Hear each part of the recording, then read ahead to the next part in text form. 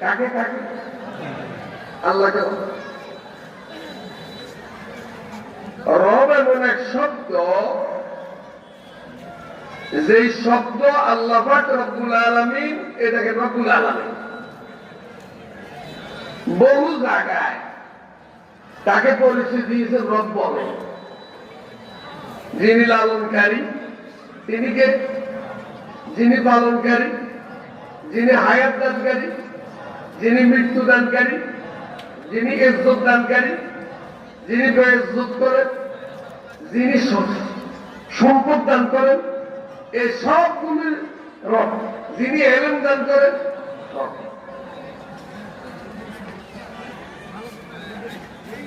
এজন্য রব শব্দ হচ্ছে যার দায়িত্বে সব, তিনি হচ্ছেন রব। সব তিনি হচ্ছেন রব্বুল আল্লাযী আ'তা কুল্লা শাইইন খালকাহু সুম্মা হাদা। রব কাকে বলে?